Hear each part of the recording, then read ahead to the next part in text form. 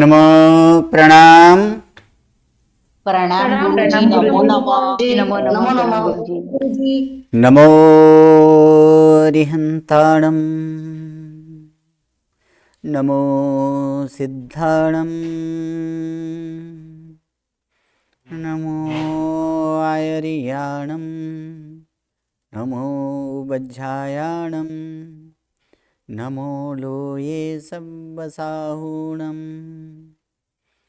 यसो पञ्चनमुक्कारो सब्बपापपणासनो, मङ्गलाणं च सव्वेसिं पढमं हवै मङ्गलम्।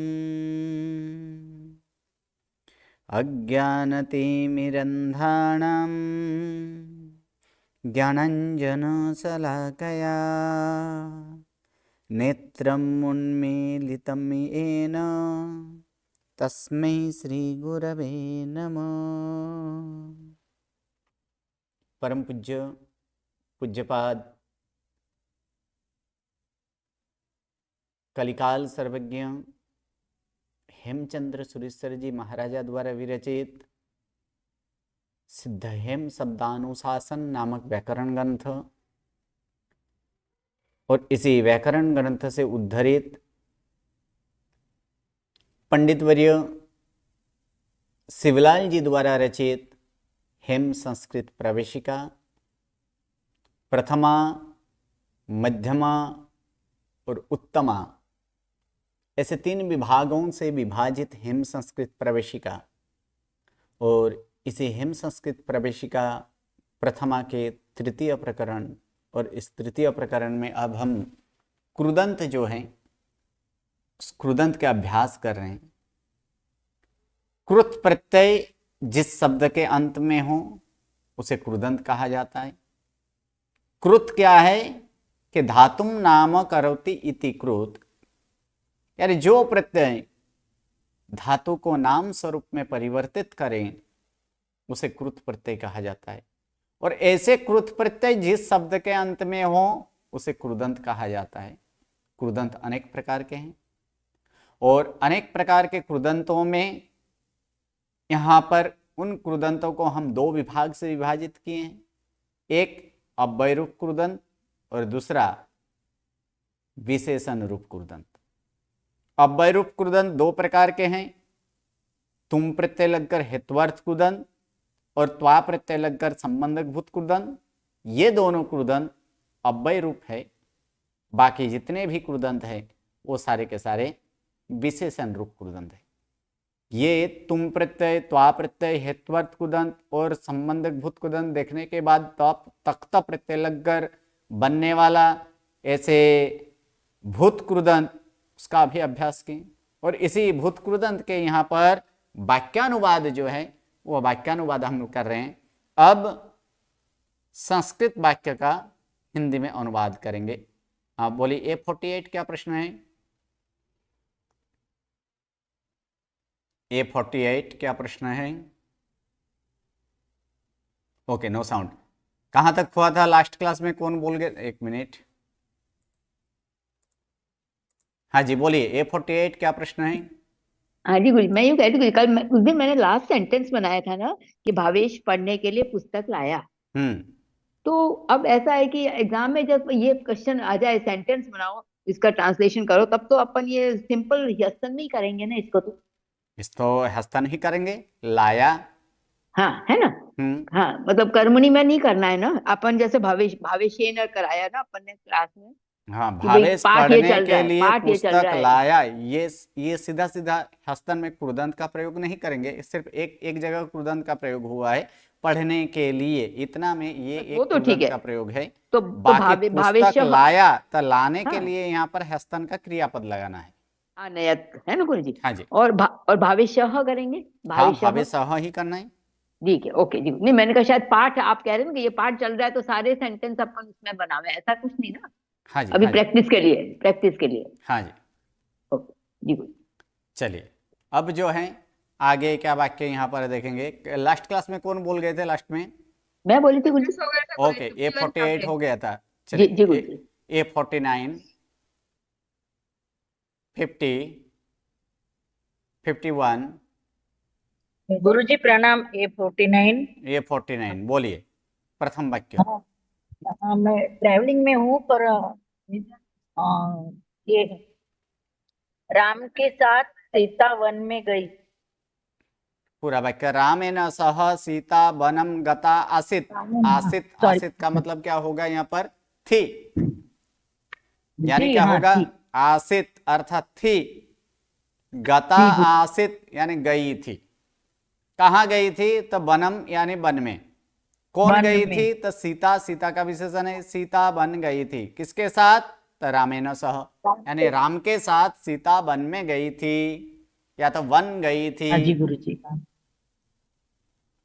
ओके, चलिए 50, प्रणाम। 51, 52, 53, 54, 55। प्रणाम गुरुजी। 55 कौन है? आज भी आप, प्रणाम गुरुजी। आज भी आपका रोल नंबर लिखा नहीं है। नहीं, देखती हूँ गुरुजी, चलिए करती बोलिए, हूँ। इस वाक्य को बोलिए। बलिवर्दा, बलिवर्दा गजा अश्वाश्च जलम पातुम कासारम गताः। इसका संधि विच्छेद बोलिए। बलिवर्दा, विसर्ग आएगा। बलिवर्दाः, बलि बलिवर्दाः गजा इसमें भी विसर्ग आएगा। अश्वाः गजाः, गजाः अश्वाः च जलम अनुस्वर का म, पातुम का म, कासारम का म, गताः अर्थात अ, गताः। बे- क्यों? क्योंकि ये तीन बहुवचन में है, इसीलिए यहाँ पर क्या हुआ है? गताः अर्थात गए। हाँ, गए।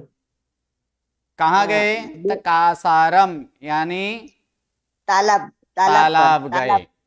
या तो तालाब की तरफ गए, तालाब हाँ, तरफ गए, जो करना है। हम्म, क्या हाँ, करने के लिए? तपातुम, पानी पी, हाँ, पीने अर्थात के लिए, पीने के पीने के लिए। लिए। पातुम क्या है? संबंध, हेत्वर्थ, भूतकुदंत, हेत्वर्थ है, हम्म, ये हेत्वर्थ है, इसलिए पातुम हाँ, पीने के लिए। क्या हाँ, पीने के लिए? जलम पानी। जन्म यानी पानी पीने के लिए। कौन गए? बलिवर्दा यानी बैल, बैल, हाथी और हाथी घोड़े। और घोड़े। सही है, बैल, घोड़े हाथी और घोड़े पानी हम्म, पीने के लिए पीने के लिए तालाब कासार की प्रति यानी तालाब प्रति, या तो तालाब के गए, तरफ गए। गए। ओके, धन्यवाद। चलिए प्रणाम उसके गुरुजी। बाद 56, 57, 58। हाँ जी, A9 क्या प्रश्न है? सर हम ऐसा बोल सकते हैं, बैल हाथी घोड़े तालाब में पानी पीने गए। तालाब में पानी पीने गए, हाँ बोला जा सकता है, लेकिन अब यहाँ पर ये शब्द पीछे हैं तो इसको पीछे ही बोलना है अभी। जी जी, ओके, प्रणाम सर। ओके, चलिए 58, 59। जी गुरुजी। हाँ जी बोलिए। पंथः देवालये स्थातुं प्रार्थयन्ते। हम्म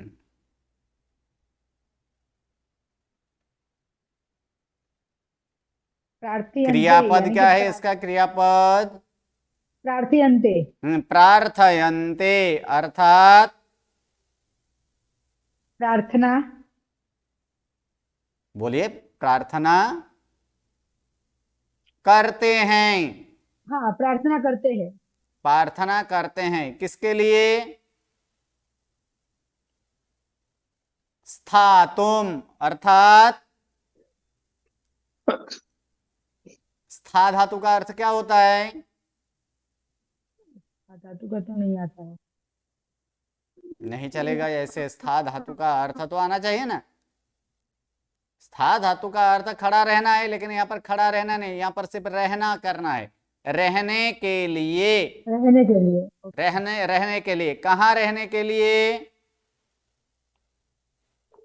जिनालय, देवालये कौन सी विभक्ति है? देवालये द्वितीय, धन्यवाद। बोलिए ना एक बार देवालय शब्द का एक बार रूप बोलिए ना, कहां पर द्वितीय में आता है, मैं देखता हूं। नहीं, आप बोलिए, रूप बोलिए देवालय शब्द का।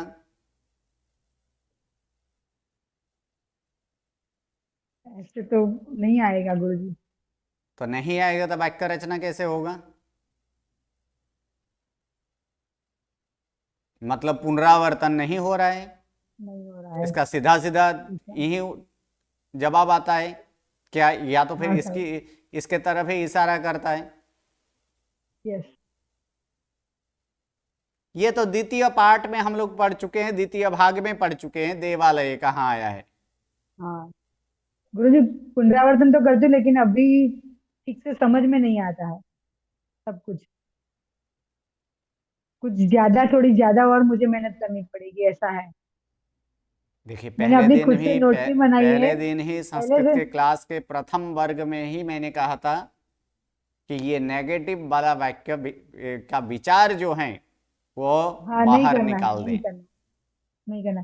नहीं गुरुजी, मेहनत तो कर ही रही हूँ, लेकिन अभी भी ठीक से, जैसे अब सबको समझ आती है ना, इतनी जल्दी से मुझे नहीं समझ आ रही है। तो बस पूछिए क्या इसलिए समझ मुझे में नहीं आ समझा। रही? एक एक वाक्य बनाते समय उसका पदच्छेद कीजिए।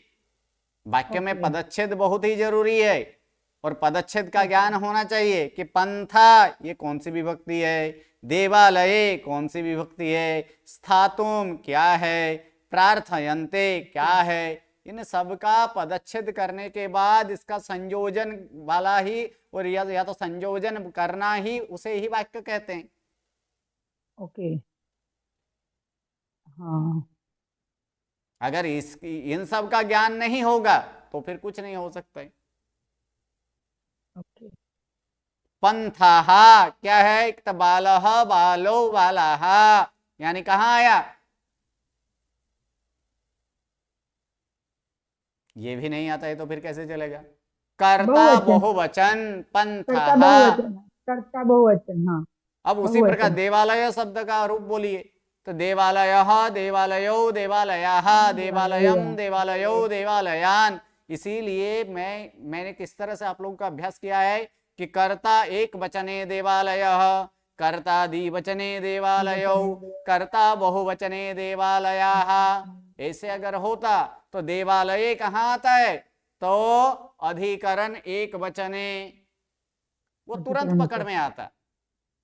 ओके, बाकी ऐसे भी रूप करा सकते थे, देवालयः देवालयो देवालयः देवालयम देवालयो देवालयन। तब हाँ, उसमें क्या, यस, उसमें ढूंढने में ढूंढने में समय लग चला जाए, जाता यस, कि कौन सी हमको विभक्ति ढूंढना है। पड़ता, या ये करने का एक ही मात्र कारण था कि जब भी कोई पूछे, या तो जब खुद से कोई प्रश्न हो कि ये कौन सी विभक्ति है, तो तुरंत उसमें हाईलाइट होना चाहिए। ओके, देवालय अधिकरण है, क्योंकि अभी अभी बोले कि प्रार्थना करते हैं, कौन प्रार्थना करते हैं? तो पंथाः यानी मुसाफिर प्रार्थना करते हैं। किसके लिए? स्थातुम रहने के लिए। अब रहने के, या तो वस्तुओं का रहने का आधार वो क्या है? अधिकरण। देवालय, तो फिर ये क्या है? अधिकरण, तो देवालय का है अधिकरण, और देवालय, अधिकरण को अधिकरण, सप्तमी विभक्ति, तो द्वितीय विभक्ति कहां से आ गई थी? Yes, right. नहीं गुरुजी, आपने तो बहुत बढ़िया से सिखाया, लेकिन अभी मैं थोड़ी कच्ची पढ़ रही हूँ। और अभी तो मैं प्रैक्टिस तो कर रही हूँ, लेकिन मुसाफिर फिर भी मैं कच्ची पढ़ रही हूँ। देवालय में रहने के लिए प्रार्थना करते हैं। चलिए A60, 61, 62, 63, प्रणाम 64। गुरुजी। हाँ जी 63 बोलिए। धनपालो धाराम परित्यज्य सत्यपुरे न्यवसत। ओके, अब सभी का इसमें पदच्छेद करके बताइए। यानी पदच्छेद यानी धनपालो का धनपालः, धनपालः, क्योंकि पीछे यानी धाराम है, यानी तथ यानी वो गोशवान है, ओके, तो धनपालः धाराम हम्म, मोहलन यानी धनपालः पदच्छेद मतलब ये कौन सा पद है? कर्ता एक वचन। कर्ता एक वचन। हाँ, धाराम क्या है? ये कर्म है ना। कर्म कौन से वचन? बालम बालो बालम बाल, ये भी एक वचन। बालम नहीं चलेगा, धारा नगरी है, आकारांत, माला माले मालाहा मालाम, इसलिए ये क्या होगा? धारम। बालक के अनुसार करेंगे तो बालह बालो बालाहा बालम होना चाहिए, तो फिर यहाँ पर धारम होना चाहिए। ये धारा शब्द नहीं है, शब्द क्या है? धारा, इसलिए किसके तरह चलेगा? माला की तरह, यानी धाराम द्वितीय एक वचन, यानी कर्म एक वचन। जी। परित्यज्य ये अव्यय रूप बन चुका है, तो अव्यय ही इसको बोलना है। जी गुरुजी। और सत्यपूरे, सत्यपूरे अधिकरण, अधिकरण एक वचन। अधिकरण एक वचन। और नियावसत वो तो क्रियापद है। कौन से पुरुष कौन से वचन और किस काल में है? नियावसत यानी वो तो भूतकाल में है ना गुरुजी? भूतकाल में है। हस्तन भूतकाल, धातु क्या है? वस यानी नी वस। नी प्लस वस क्या है? नी प्लस वस, उपसर्ग सहित धातु है। नी प्लस वस धातु है। नी प्लस क्या है? वस। हाँ, ने नी ह्रस्व है, मिच्छामि दुक्कड़म, दीर्घ नहीं। नी क्या है कि ये नी प्लस वस धातु, और क्या? हस्तन अन्य पुरुष एक वचन। क्यों? क्योंकि धनपाल अन्य पुरुष एक वचन है, इसलिए ये क्या है? हस्तन अन्य पुरुष एक वचन में है। एक वचन। अब बोलिए क्या अर्थ करेंगे? पहले क्रियापद का अर्थ करना है। नयावसत का मतलब बसे थे, यानी वहां पे हाँ, रहे रहे थे। कहाँ रहे थे? सत्यपुर में। हाँ, सत्यपुर अर्थात सांचोर, यानी सांचोर में रहे थे। क्या करके? परित्यज्य ये संबंधक भूत कुदंत है। कौन सा धातु से बना है? त्यज, परि प्लस त्यज। हाँ, परि प्लस त्यज धातु। कौन सा धातु है? परि प्लस त्यज। और उपसर्ग सहित धातु हो तो त्वा का क्या हो जाता है? त्यज्य। य हो जाता है। क्या हो जाता है? य। उपसर्ग सहित धातु हो तो त्वा का य, इसीलिए क्या बना? परित्यज्य, अर्थात छोड़कर। किसे छोड़कर? या तो किसको छोड़कर? धाराम परित्यज्य, यानी धारा नगरी को त्याग कर सांचोर में रहे थे। कौन? तो धनपाल, यानी धनपाल कवि। संपूर्ण वाक्य क्या हुआ? धनपाल कवि धारा को त्याग कर सत्यपुर में रहे थे। चलिए उसके बाद आगे 64, 65, 66, 67, 68, 69, 70, 71, 72, 73। प्रणाम गुरुजी। हाँ जी बोलिए। स चोरो देवालयं प्रविष्टोस्ति। संधि विच्छेद। सः चोरः देवालयं प्रविष्ट और फिर अस्ति। प्रविष्टः अस्ति। प्रविष्ट अस्ति। चलिए इसका एक एक पद का विश्लेषण कीजिए। क्या कौन सा क्या क्या पद है? जी जी। स सर्वनाम है। और फिर चोर। स सर्वनाम किसका है? कौन से वचन में? कर्ता एक वचन। क्या बोलना है? कर्ता। हाँ, जी, कर्ता जी। एक वचन। हाँ, उसके बाद कर्ता एक वचन। चोर, चोर भी कर्ता ही है। यहाँ पर स सर्वनाम नहीं लेना है, यहाँ स को विशेषण स्वरूप में लेना है। क्या लेना है? विशेषण। किसका विशेषण है? कर्ता का विशेषण। तो कर्ता कौन है? चोर। चोर। तो चौरह ये कर्ता एक वचन है। उसके बाद देवालयम। देवालयम कर्म है गुरुजी। कर्म कौन सा वचन? कर्म एक वचन। कर्म एक वचन, सही है। प्रविष्टः ये कृदंत है। कौन सा कृदंत? भूत कृदंत। कौन सा कृदंत है यहाँ पर? भूत कृदंत। और अस्ति ये क्रियापद के स्वरूप में अस्ति है। तो अस्ति का अर्थ क्या करेंगे? यहाँ पे है। कैसे हैं? तो प्रविष्टः अस्ति, क्योंकि चोर का विशेषण है। प्रविष्टः अस्ति यानी प्रवेश चोर किया हुआ है। जी। प्रवेश किया हुआ है कहाँ? तो क्रिया का मंदिर फल में जिसमें हो उसे क्या, उसे द्वितीया लगती है, इसलिए कहाँ? जी। देवालय मंदिर में, यानी देवालयम देवालय यानी में। देवालय में, या तो मंदिर में यानी जी मंदिर में प्रवेश किया हुआ है। कौन? तो चोर, चोरः यानी चोर। कौन सा चोर? सचोर, वह चोर वह चोर, यानी जी। वह चोर देवालय मंदिर में प्रवेश किया प्रवेश। हुआ है। गुरुजी करता है नहीं लिखेंगे, किया नहीं हुआ है लिखेंगे। नहीं, करता है वो वर्तमान कुदंत में आता है। प्रवेश करता है ऐसे नहीं। किया हुआ है। हाँ जी, भूतकाल है ना इसलिए। ओके जी, ये चलिए धन्यवाद। ऐसे भी कर सकते हैं, उस चोर ने देवालय में प्रवेश किया है।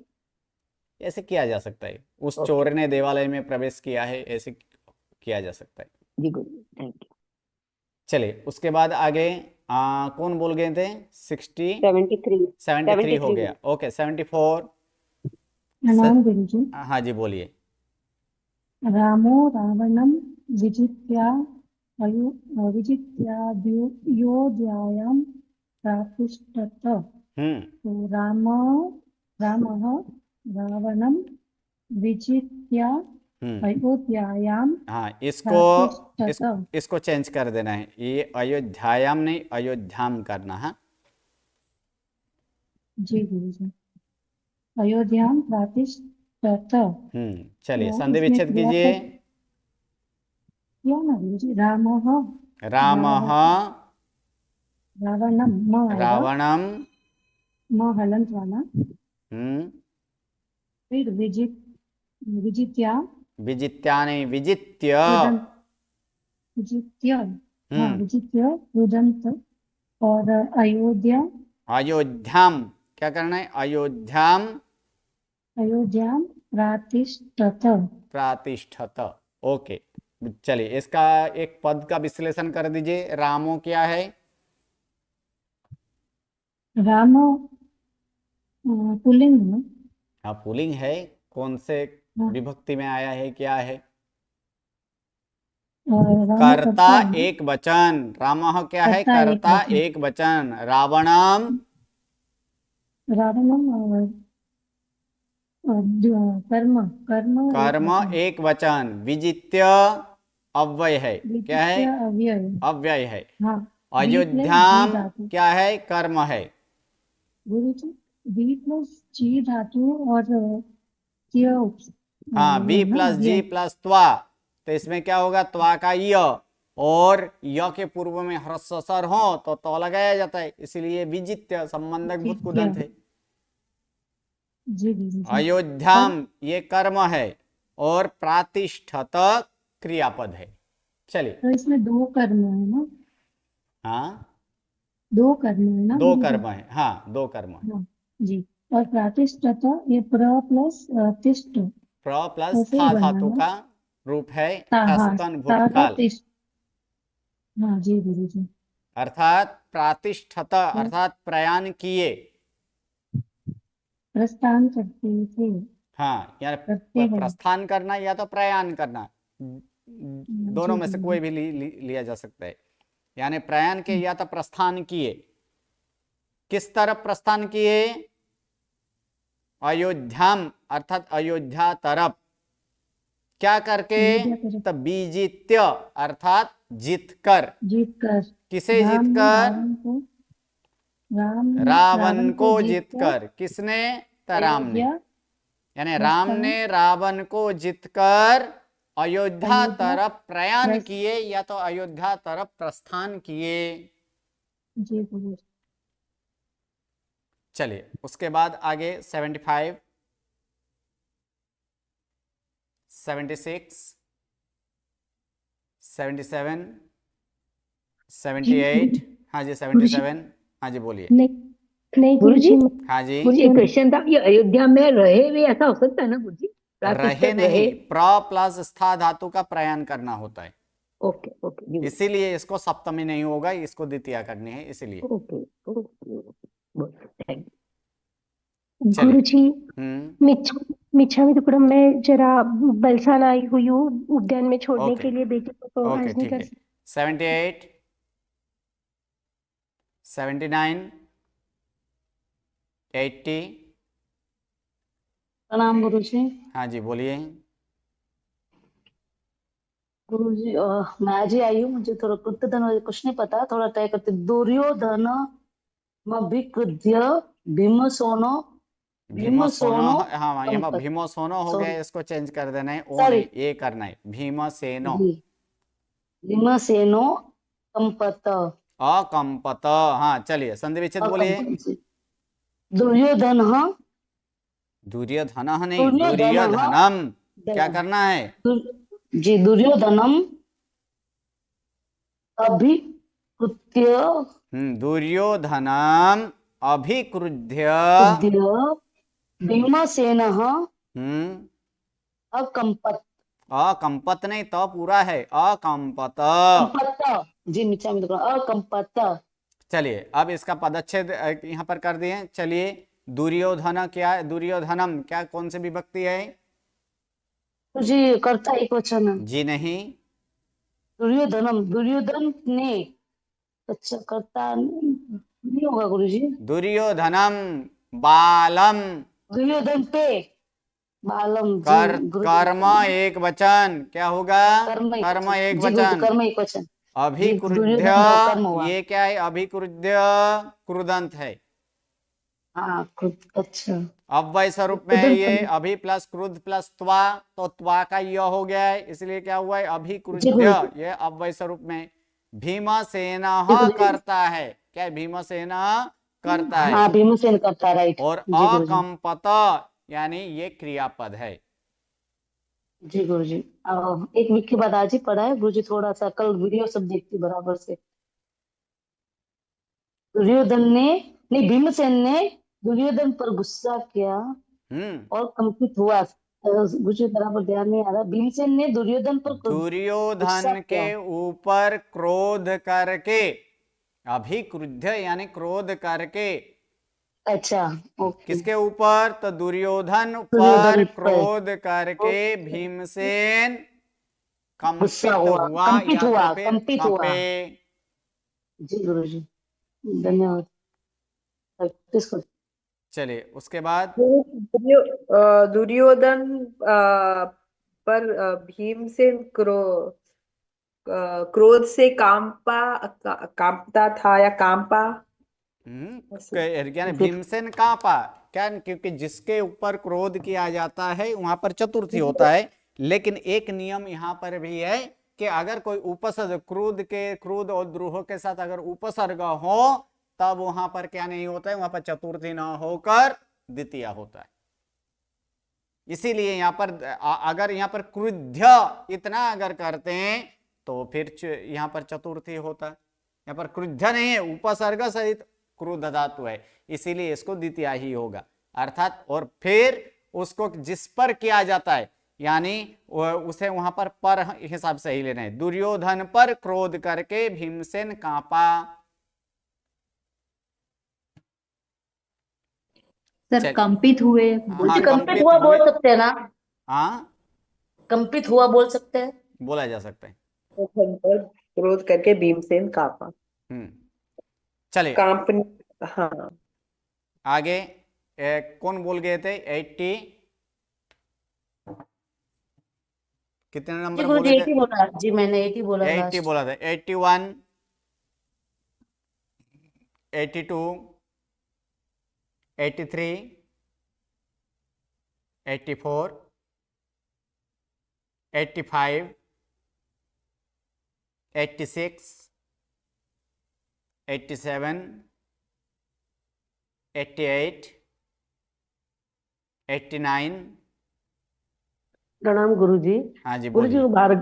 હું બહારગામ હતી 3 દિવસથી, આજે જ આવી છું, કાંઈ જોયું નથી અત્યારે બિલકુલ. ओके 90, 91। प्रणाम गुरुजी। बोलिए। ब्राह्मणेभ्यो निष्कान्तुं नृपेणादिष्टः कोषाध्यक्षः। संधि विच्छेद। ब्राह्मणेभ्यः ओके। निष्कान् हाँ, निष्कान। ओके। निष्कान् पातुं पातुम नहीं, दातुम। दातुं निष्कान् ओके निष्कान् दातुं नृपेण नृपेण। अदिष्टः अदिष्ट नहीं, आ प्लस दिस है, आदिष्टः। आदिष्टः कोषाध्यक्षः कोषाध्यक्षः। ओके, चलिए एक एक करके। ब्राह्मणेभ्यः कौन सी विभक्ति? ब्राह्मणेभ्यो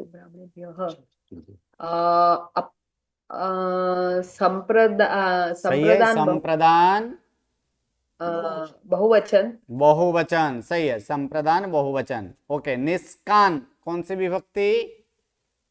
निष्कान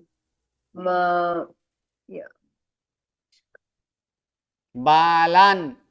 उसी तरह यहाँ पर क्या होगा? निष्कान कौन सी विभक्ति? सही है, सही है, बोलिए। कर्म बहुवचन। दातुम ये अव्यय है क्योंकि ये हेत्वर्थ कुदंत है। नृपेण कौन से विभक्ति? बालेन करण तृतीया करण विभक्ति एक वचन। करण एक वचन, सही है। आदिष्टः ये कृदंत है। कोषाध्यक्ष, कोषाध्यक्ष कौन सी विभक्ति? कोषाध्यक्ष कर्ता एक वचन। कर्ता एक वचन, सही है। चलिए अब यहाँ पर हम लोग देखेंगे कि क्रियापद, क्रियापद क्या है। यहाँ पर क्रियापद के बदले हम क्या लेंगे? कृदंत लेंगे। आदिष्टः यानी आदेश दिया गया या तो फिर आदेश किया गया। किसके द्वारा आदेश किया गया? नृपेण यानी राजा के द्वारा। राजा के द्वारा कोषाध्यक्ष। कौन आदेश किया गया? कोषाध्यक्ष यानी राजा के द्वारा कोषाध्यक्ष आदेश किया गया। किसके लिए? तो दातुम, अर्थात दातुम देने के लिए। देने के लिए। क्या देने के लिए? तो निष्कान अर्थात सोना मोहर। सोना मोहर। सोना मोहर देने के लिए राजा द्वारा कोषाध्यक्ष आदेश किया गया। ब्राह्मण को। किसको देने के लिए? तो जिसे प्रदान किया जाता है उसे चतुर्थी, अर्थात इसीलिए इसको चतुर्थी अर्थात संप्रदान हुआ है। किसको? तो ब्राह्मणों को, यानी ब्राह्मणों को सोना मोहर देने के लिए राजा द्वारा कोषाध्यक्ष आदेश दिए गए।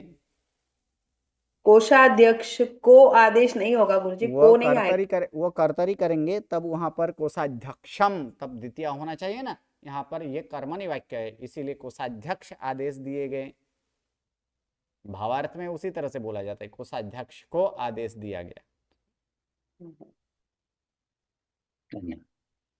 राजा द्वारा। चलिए उसके बाद 92, 93, 94, 95, 96। प्रणाम गुरुजी। हाँ जी। धनम ऋत्वा तेन चोरेण वने स्थितम। धनम म का अनुस्वर का म होगा गुरुजी। ओके। ऋत्वा तेन चोरेण वने स्थितम। ओके, धनम कौन सी विभक्ति है? दूसरी विभक्ति गुरुजी। हाँ, कर्म एक वचन में। ओके, ऋत्वा अव्यय है। तेन ये विशेषण है, तद सर्वनाम का विशेषण है। यहाँ पर तेन किसका विशेषण है? तो चोरेन, चोर का। तो चोर को क्या है? चोर कौन सी विभक्ति? चोरेन तीसरी विभक्ति गुरुजी। हाँ, अर्थात करण एक वचन। वने, वने कौन सी विभक्ति? अधिकरण गुरुजी। अधिकरण एक वचन, सही है। स्थितम ये क्रियापद के स्वरूप में है। स्थितम यानी वने स्थितम, अर्थात यहाँ पर चलिए क्या होगा? ये वाक्य कैसे हैं? कर्तरी नहीं, कर्तरी नहीं, कर्मणि। चोर द्वारा रहा गया। कहाँ? वन में। तो ये जो है ये यहाँ पर स्थितम यानी भावे का ही करना है। यहाँ पर किसके द्वारा? यहाँ पर स्थितम यानी रहा गया। कहाँ रहा गया? तो बने वन अर्थात में। वन में किसके द्वारा रहा गया? चोर के द्वारा। चोर के द्वारा। कौन से चोर द्वारा? उस चोर। हाँ, उस चोर के द्वारा वन में रहा गया। क्या करके? तो हृत्वा अर्थात चोरी कर। हाँ, चोरी करके। क्या चोरी करके? धनम, धन। यानी धन को, यानी धन चोरी करके उस चोर द्वारा वन में रहा गया। ओके, चलिए नेक्स्ट वाक्य 97 98। सर इसे ऐसा बोल सकते हैं कि उसका धन लेकर चोर वन में नहीं, गया, उसका वन में धन, रहा। उसका धन लेकर तो उसका के लिए कुछ होना चाहिए ना यहाँ पर, वो तो है नहीं। और ये तेना जो है वो किसका विशेषण है? चोर का। अगर तेनों को उसका करेंगे तो फिर क्या होगा? वहां पर तस्य होगा। यहाँ पर तस्य है, तस्य तो नहीं है ना जी। तो क्या इसका सेंटेंस क्या होगा सर, एक बार सॉरी फिर से। धन चोरी करके उस चोर के द्वारा वन में रहा गया।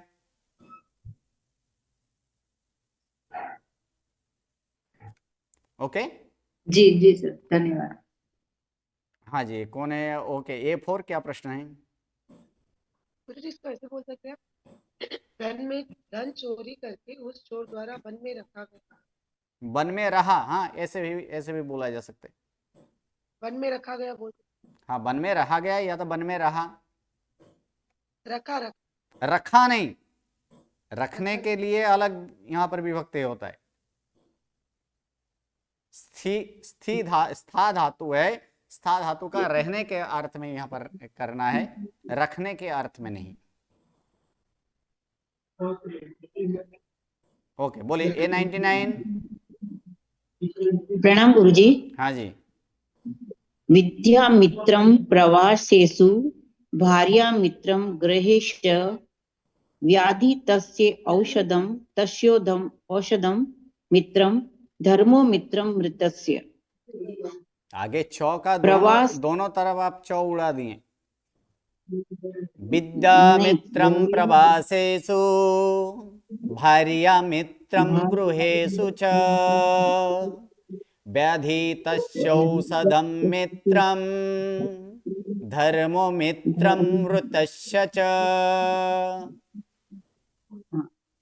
बोलिए। प्रवास में विद्या मित्र के समान, प्रवासेषु में सप्तमी अधिकरण बहुवचन। हाँ, भार्या मित्रम गृहेषु च, यहाँ पर भी घर में, ये भी सप्तमी अधिकरण बहुवचन। एक मिनट इसका उच्चारण फिर से एक बार बोलिए ना। भार्या मित्रम गृहेषु च। हाँ, कोई इसका उच्चारण ऐसे कर देते हैं, ग्रह कर देते हैं। ग्रह बोलना नहीं है, क्या बोलना है? ग्रो या तो ग्री, जो बोलना है। हाँ, गृहेषु। पत्नी घर में मित्र के समान है। और व्याधि तस्य औषधम, यहाँ विच्छेद किया है, व्याधि तस्य औषधम। व्याधि तस्य नहीं, व्याधि तस्य। व्याधि तस्य षष्ठी विसर्ग हो जाएगा ना यहाँ पर। व्याधि तस्य, व्याधि तस्य षष्ठी। व्याधितो में स्या प्रत्यय लगा, व्याधि तस्य। हाँ, तस्य के बाद विसर्ग, व्याधि तस्य। विसर्ग आएगा तो नहीं होगा, क्योंकि क्या नियम क्या है? अ प्लस ओ बराबर क्या होता है? ओ होता है ना। ओ हाँ। तो यहाँ पर अगर विसर्ग ला देंगे तो फिर कहाँ से ओ होगा? नहीं, इसलिए विसर्ग नहीं है। व्याधि तस्य औषधम मित्रम।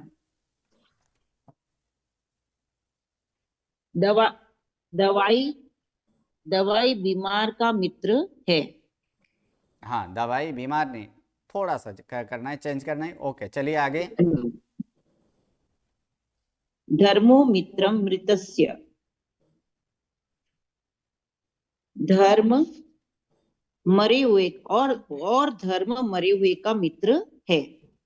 थोड़ा सा इसमें चेंज करना है। चलिए अब ऐसे लेना है इसको, इसमें कुछ नहीं है। तो एक यहाँ पर हम लोग ले लेंगे अस्ति। जब कोई क्रियापद न हो तब हम भू धातु या तो फिर अस धातु का प्रयोग करते हैं। तो यहाँ पर क्या करेंगे, अस्ति एक ले लेंगे क्योंकि इसमें 4 वाक्य है, 1 2 3 और 4 चार पद श्लोक के चारों 4, इसमें 4 चरण से युक्त ऐसे यहाँ पर 4 वाक्यों का समावेश है। तो प्रथम वाक्य यहाँ तक है तो उसमें एक अस्ति लेंगे कि अस्ति अर्थात है, किसका बैकग्राउंड आ रहा है वो म्यूट कर दीजिए, कि अस्ति अर्थात यहाँ पर क्या होगा कि है, क्या है, तो मित्रम अस्ति अर्थात मित्र है। हाँ A99 आप म्यूट कर दीजिए, बैकग्राउंड आ रहा है। अपनी आएगी कुछ, अपनी आएगा। ओके, धन्यवाद। तो यहाँ पर क्या है कि मित्रम अर्थात मित्र है, अर्थात मित्र है का मतलब इसमें जब श्लोक हो तब कुछ हम अधिकांश ऐसे शब्दों को जोड़ सकते हैं। तो अगर वहां पर जोड़ेंगे ऐसे कुछ शब्दों को तो सुनने में भी, उसका अर्थ सुनने में भी मजा आएगा। तो क्या है यहाँ पर मित्र समान है करना है, क्या है उसमें एक समान शब्द जोड़ देना है। कहाँ विद्या, हाँ कौन तो विद्या मित्र के समान है। हाँ कौन तो विद्या मित्र के समान है या तो विद्या मित्र समान है। कहाँ तो प्रवास, यानी प्रवास में, प्रवास में विद्या मित्र के समान है। अब दूसरे वाक्य में उसी प्रकार से यहां पर लेंगे अस्ति, अस्ति का अर्थ होता है क्या है, तो मित्रम समम अस्ति, इसमें मित्र के समान है। कौन मित्र के समान है, तो भार्या ये कर्ता के हैं यानी पत्नी, यानी पत्नी मित्र के समान है। कहाँ, गृहेषु यानी घर में। और ये चौ को आगे ला देंगे यहां पर, यानी विद्या प्रवास में मित्र के समान, यानी प्रवास में विद्या मित्र के समान है।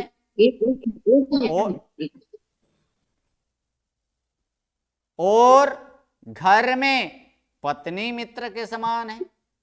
ये 2 वाक्य पूर्ण हुआ। तीसरा में यहां पर ले लेंगे व्याधि तस्य, तो ये किसी का विशेषण है क्योंकि ये व्याधित शब्द जो बना है वो व्याधित क्या है, क्रिया, ये कृदंत है और तख्ता प्रत्यय लगकर वो कृदंत बना है, तो इसीलिए ये किसी का विशेषण के रूप में है। तो इसका विशेष्य कौन है, तो ऊपर से हम लोग ले लेंगे जनस्य। क्या लेंगे, जनस्य। कैसे, तो ये मनुष्य का, कैसे मनुष्य का, तो व्याधित, व्याधित अर्थ होता है रोगी। क्या होता है, रोगी, यानी रोगी मनुष्य का औषध मित्र के समान है। औषध अर्थात दवाई, यानी रोगी मनुष्य का औषध मित्र के समान है। और अंत में आप रोगी को बीमार भी बोल सकते हैं ना, बीमार का हाँ बोला जा सकता है। रोगी भी। यहां पर मृतस्य, तो इसके साथ यही लेंगे फिर से एक बार, कौन से, तो मृतस्य जनस्य, क्योंकि यहां भी मृ धातु में तख्ता प्रत्यय लगकर ये मृत शब्द बना था और उसका षष्ठी एक वचन यहां पर किया गया है, इसलिए इसका मृतस्य हुआ है। अर्थात कौन, तो मृतस्य जनस्य, यानी मरे हुए मनुष्य की, अर्थात मरे हुए मनुष्य का धर्म मित्र समान है, मित्र के समान है। यानी संपूर्ण वाक्य कि प्रवास में विद्या मित्र के समान है, और घर में पत्नी मित्र के समान है। और यहाँ पर आगे साथ में यहाँ पर लेंगे कि व्याधि तस्य जनस्य, यानी रोगी, ऐसे रोगी मनुष्य का औषध मित्र के समान है। और मरे हुए मनुष्य का धर्म मित्र के समान है। ये एक श्लोक के हिसाब से, और ये कुछ यहां पर संदेश दे रहे हैं, इससे कुछ यहां पर हमें लेना है इस वाक्य से। ये वाक्य जो है कि एक सुभाषित की तरह भी है, और सुभाषित वाक्य में कुछ ना कुछ सिखाकर जाते ही हैं। तो यहां पर बताया गया है कि सर्वप्रथम प्रथम वाक्य में क्या, यहां पर क्या बताया गया है कि सबसे बड़ा मित्र अगर कोई हो तो वो कौन है? अपनी विद्या है। कि क्यों? ये विद्या मित्र है, कहीं भी जाओ मित्र हमेशा साथ देते ही हैं। सुमित्र, यहां पर मित्र में भी मित्र के बहुत सारे भेद हैं। ऐसे पंचतंत्र में एक भाग ही वहां पर मित्र भेद नामक ही एक प्रकरण ही है, जिसमें 5 तंत्र में एक तंत्र ऐसे मित्र भेद नामक तंत्र है। उसमें बहुत सारे ऐसे पंचतंत्र के जो कर्ता विष्णु शर्मा जो है वो समझाने के लिए पशु पक्षी आदि का उदाहरण लेकर, वार्ता में पशु पक्षी का उदाहरण है, लेकिन अंत में कुछ ना कुछ वहां से उपदेश देकर जाते थे। तो उसी प्रकार से यहां पर एक उपदेश के स्वरूप में है कि मित्र, सतमित्र कि सन्मित्र, जो शुभचिंतक ऐसे मित्र जो होते हैं वो कभी भी अपने मित्र के साथ नहीं छोड़ते हैं। चाहे वो उसका मित्र अगर कहीं दुर्गति के पथ पर हो तो उस दुर्गति के पथ से उसे उठाकर सुगति की तरफ, सुंदर गति की तरफ, सन्मार्ग की तरफ लाते हैं। तो ये कौन? तो उसी प्रकार कि प्रवास में कोई साथ में नहीं होता है, लेकिन विद्या अपने साथ। इसीलिए प्रवास में विद्या को किसके समान माना गया है? मित्र के समान माना गया। दूसरा यहां पर कि घर में, क्योंकि ये पूरा के पूरा संसार कैसे हैं? स्वार्थ है। ये स्वार्थी स्वरूप में, ये पूरा के पूरा संसार स्वार्थ है, कोई किसी का है ही नहीं। कब तक है? जब तक स्वार्थ साधित नहीं होता है तब तक। स्वार्थ यहां पर साधित हो जाए फिर कोई किसी का नहीं होता है। तो उसी समय कितना भी विपत्ति आ जाए, कितना भी संकट आ जाए, संकट आने पर इन सब का परीक्षा होती है। तो कितना भी संकट आ जाए, कितना भी ये आ जाए, अगर वो सती हो, ऐसे पति के आज्ञा को मानने वाला हो, तो वह स्त्री कभी भी पति को नहीं छोड़ सकते। किस तरह का भी, कैसे भी परिस्थिति इन पतियों का क्यों न हो, लेकिन पति को वो कभी छोड़ते नहीं। इसीलिए यहां पर बताया कि घर में बहुत सारे हैं, लेकिन पत्नी और श्रेष्ठ मित्र के समान होते हैं। तीसरा यहां पर बताया गया है, जैसे कि औषध यहां पर मित्र है, किसके लिए? रोग के लिए। उसी प्रकार यहाँ पर दवाई, कोई रोग हो चुका है, उस रोग को दूर करने के लिए, उसका निराकरण करने के लिए क्या जरूरी है? औषध जरूरी है। अगर औषध अगर नहीं वो लेंगे, अगर वह पथ्य का सेवन नहीं करेंगे, तब उसका रोग शरीर में और बढ़ते चलेगा। और रोग क्या करते हैं? उस पथ्य को वहां पर दूर करते थे। इसमें से भी ले रहा है कि किस प्रकार इस कर्म रूपी रोग से अगर युक्त अगर हो तो एक सन्मित्र होगा, तो वो क्या करेगा? उपदेश आदि देकर उसके औषध की भांति वो कुछ व्यसन में पड़ गया हूं, कुछ दुर्गति में पड़ गया हूं, पाप आदि कार्य में तत्पर हूं, तो उसके पाप आदि कार्यों को भी वो छुड़ाएंगे। इसीलिए जिस प्रकार औषध क्या करता है? रोगी यानी रोग दूर करता है। किसका? तो इसीलिए ये रोगियों के लिए ये औषध मित्र के समान है। और अंत में यहां पर कहा गया है, श्रेष्ठ मित्र अगर कोई हो तो वो कौन है? धर्म। आत्मा के श्रेष्ठ मित्र कोई अगर हो तो वो कौन है? धर्म। ये मित्र के समान है, क्योंकि धर्म के बिना कुछ भी नहीं है, धर्म ही सब कुछ कराता है। तो ये किसके? क्योंकि मरने के बाद एकमात्र साथ में कौन जा सकता है? धर्म ही जा सकता है। यहाँ पर धर्म लिया गया है कि ऐसे कर्म जा सकता है, लेकिन कर्म में भी ऐसे शुभ कर्म जिसे हम धर्म के स्वरूप में जानते हैं, तो वह धर्म ये मरे हुए मित्र का समान है। क्योंकि अशुभ कर्म तो क्या करेगा? आत्मा के प्रभाव के पास बाद जाकर वो क्या करेंगे? वहां पर दंड देंगे ना। अशुभ का फल क्या होता है? अशुभ का फल अशुभ ही प्राप्त होता है। तो उसी प्रकार कि वो तो दंड, और जो दंड देने वाला हो उसे मित्र कहा जा सकता है। नहीं नहीं, तो इसी कारण से यहाँ पर धर्म क्या करता है, उसको उस मित्र का आत्मा पार की ऊर्ध्व गति के तरफ ले जाते हैं। आत्मा आत्मा को इस शुभ फल के फल को प्रदान करने वाला होता है। इसीलिए यहाँ पर धर्मों को क्या माना गया है, मित्र माना गया है। किसका, मृतस्य यानी मरे हुए जीव का। बोलिए A9 क्या प्रश्न है, A9।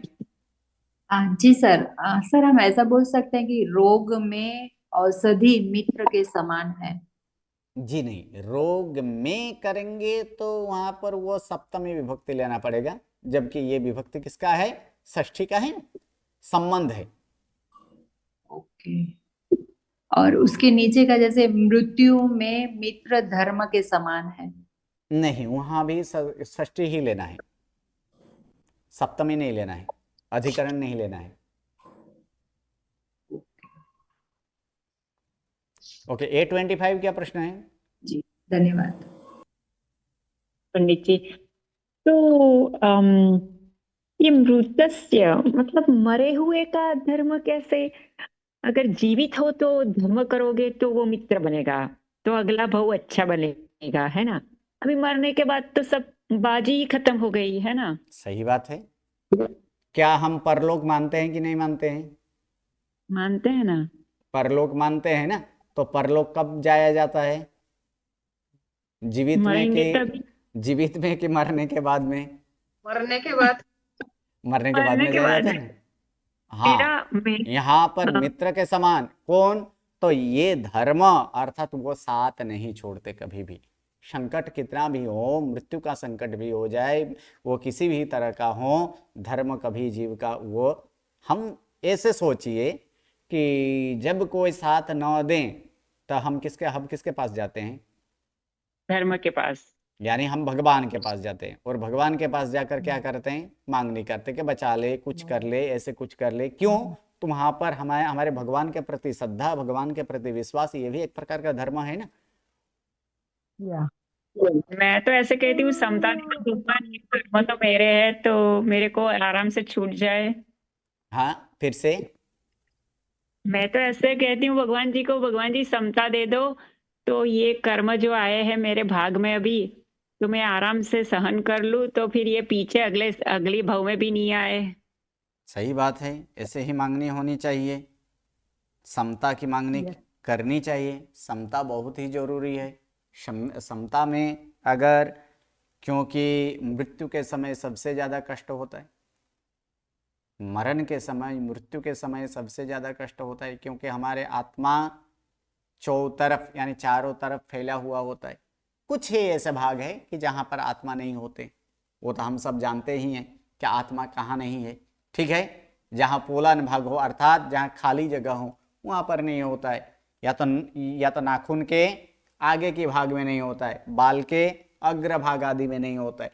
बाकी संपूर्ण शरीर में आत्मा रहते हैं कि नहीं रहते हैं, आत्मा है कि नहीं है। और वह आत्मा कैसे, कि प्रदीप के भांति होता है, जैसे दीपक के भांति होता है। यानी दीपक जैसे कोई ऐसे छोटा सा बॉक्स में रखा जाए तो उसका प्रकाश कहाँ तक होता है, वो बॉक्स तक ही सीमित रहता है। लेकिन वहां से कोई बाहर निकाल दिया जाए तो संपूर्ण घर में वह प्रकाश वो फैलता है कि नहीं, उसी प्रकार फैलता है। उसी प्रकार हमारे आत्मा भी ये प्रकाश के, ये दीपक के प्रकाश के भांति ही होता है। जिसके शरीर में वो, जिस स्वरूप में वो, जो भी शरीर वो धारण करे उसमें वो ढल जाता है। तो उसी प्रकार के ये है कि ये पूरा के पूरा शरीर, लेकिन ये निकलने के या तो उसका निस्तार के लिए कुछ ही मार्ग होते हैं, तो उनकी अपेक्षा से वो क्या होता है, छोटा ही होता है। और जब बड़ा कोई चीज कोई छोटे मार्ग से निकले उस समय कष्ट होता है कि नहीं होता है। तो इसीलिए मृत्यु के समय अति कष्ट होता है, और उस कष्ट को अगर समता पूर्वक सहन करें तो अच्छी बात है, क्योंकि अंतिम समय में जैसी मति ऐसी गति। चलिए, तो इसलिए ठीक है, ये श्लोक में मतलब ये श्लोक में मैन हार्द इतना ही है कि अंतिम पद पकड़ लीजिए जी। मैन हार्द इसका सारांश इतना ही है कि धर्म के शरण में चले जाओ, और कुछ नहीं।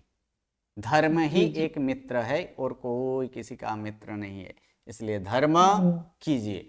कब करना है कब नहीं करना है वो तो बहुत सारे वैराग्य शतक में 104 गाथा सिर्फ आत्मा को समझाते हुए वहां पर समझाए, आत्मा को देशना दे, आत्मा के हे आत्मन तू अब चेतना को प्राप्त कर, अब तू जागृत हो जा, अब तू सोया हुआ सोया हुआ न रहे।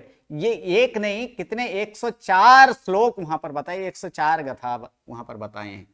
और सभी का अंत इतना ही है कि प्रमाद छोड़कर किसमें इसमें यहाँ पर किसमें तत्पर हो जा कि धर्म में तत्पर हो जा। जी धन्यवाद गुरुजी, बहुत बढ़िया। चलिए आगे की जो क्लास है, आगे के पाठ में हम लोग देखेंगे व्यंजनांत नाम। अब तक स्वरांत नाम हम लोग देख चुके हैं। स्वरांत अर्थात जिसके अंत में स्वर हो उसे क्या कहा जाता है? स्वरांत। यानी स्वर जिसके अंत में हो उसे स्वरांत कहा जाता है। अब जिसके अंत में व्यंजन होगा उसे क्या कहा जाएगा? व्यंजनांत नाम। अब फिर से एक बार नाम पद देखेंगे तो स्वरांत नामों में कौन से देखे? अकारांत देख लिए। अकारांत के दो प्रकार यहाँ पर अकारांत होते हैं, कौन कौन से? एक पुल्लिंग और एक नपुंसकलिंग। स्त्रीलिंग भी होता है लेकिन अभी के लिए सिर्फ कितना? दो ही प्रकार। फिर आकारांत, तो आकारांत एक प्रकार देखे थे, कौन सा? स्त्रीलिंग देखे थे। अब यहाँ पर फिर से अगर व्यंजनांत, स्वरांत बाद में देखेंगे। अब व्यंजनांत जैसे कि जिसके अंत में व्यंजन हो, और व्यंजन का निशानी क्या है? व्यंजन कैसे होते हैं? अपूर्ण। और वो कैसे होता है? हलंत वाला होता है। तो हलंत वाला ऐसे शब्दों का नाम और उसका रूप सातों सात विभक्ति का रूप किस प्रकार से होता है वो हम नेक्स्ट क्लास से स्टार्ट करेंगे। हाँ बोलिए A9 क्या प्रश्न है?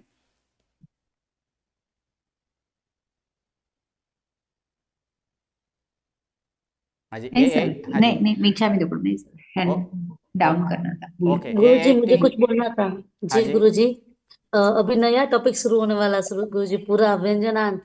तो जैसे आपने एक बिफोर एग्जाम हम सबको एक शॉर्टकट बताया था कि कैसे हमको सब चीजों को एक पेज में याद रखना चाहिए, तो ऐसा कुछ आप करवा पाओगे गुरुजी? तो फिर मंडे से ये ले लेना व्यंजनांत, और हमको 2 दिन थोड़ा वो बता दो कि वो बहुत अच्छे से हमको दिमाग में बैठी थी।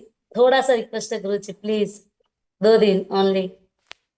देखते हैं, चलिए, क्योंकि अब हम लोग बहुत पीछे हैं, 1 महीने पीछे हैं। हाँ जी गुरुजी, बट नींव मजबूत चाहिए गुरुजी हमको, आप तो बहुत मेहनत कर रहे हैं। उससे 1 महीना हम लोग पीछे चल रहे हैं, बहुत पीछे चल रहे हैं। ठीक है, फिर भी प्रयत्न करेंगे।